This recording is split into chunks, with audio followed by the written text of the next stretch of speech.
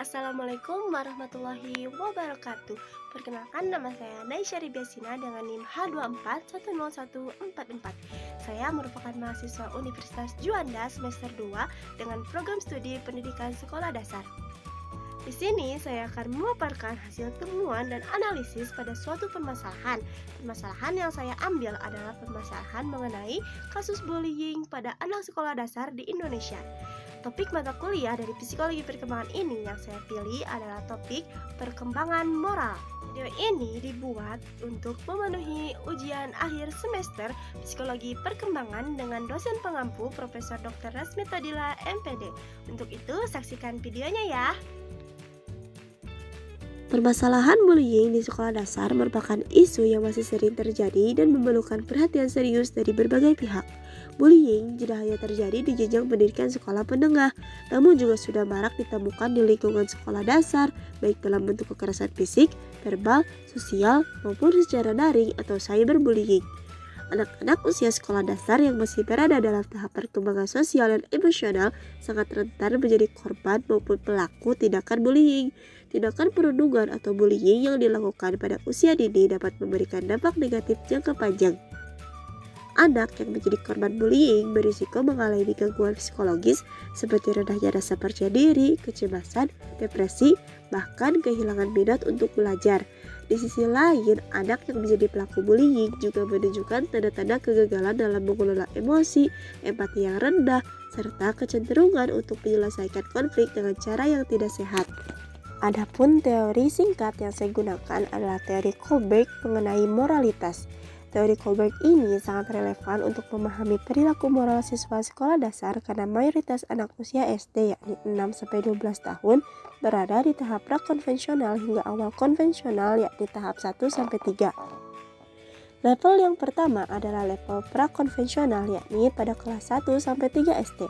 Fokus pada level ini ada di konsekuensi fisik, hukuman, atau hadiah. Tahap yang pertama, orientasi hukuman dan kepatuhan. Anak menilai benar atau salah berdasarkan hukuman yang diberikan. Contoh, anak mulai paham mencuri itu adalah tindakan yang salah karena nanti ia akan diberikan hukuman oleh gurunya. Tahap yang kedua ada orientasi hadiah dan kepentingan diri. Perilaku baik dilakukan untuk mendapatkan suatu imbalan. Contohnya, anak ingin berbagi makanan agar temannya ingin bermain dengannya. Selanjutnya ada level konvensional pada kelas 4-6 SD. Fokus level ini ada di norma sosial dan hubungan interpersonal. Tahap yang ketiga yakni orientasi anak baik. Perilaku moral untuk disukai atau diterima kelompok. Contohnya, anak tidak ingin memotong antrian karena ia takut teman-temannya marah. Yang keempat atau tahap 4 ada orientasi hukum dan otoritas. Kepatuhan pada aturan untuk menjaga keteraturan sosial. Contohnya adalah anak ingin melapor saat melihat temannya mencontek karena menurutnya itu adalah melanggar tata tertib. Temuan dan analisis. Dilansir dari detik.com, kasus bullying terjadi hingga menewaskan korban. Kasus tersebut terjadi di SDN Mukti, Kabupaten Subang, Jawa Barat.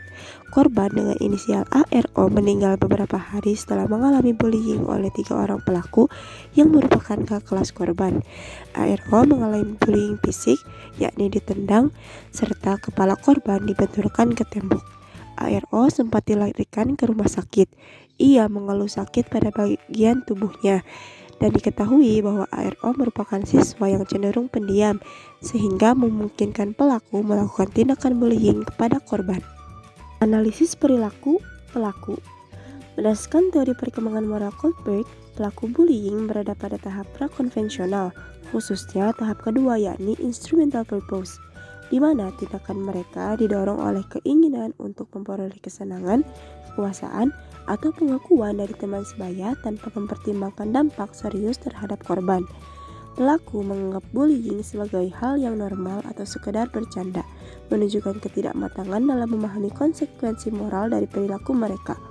Faktor lingkungan seperti kurangnya pengawasan guru dan norma kelompok yang menguatkan hierarki senior junior turut memperparah perilaku agresif ini. Tanpa intervensi, pelaku mungkin tidak pernah menyadari bahwa tindakan mereka telah menyebabkan penderitaan bahkan kematian kepada korban. maupun analisis solusi.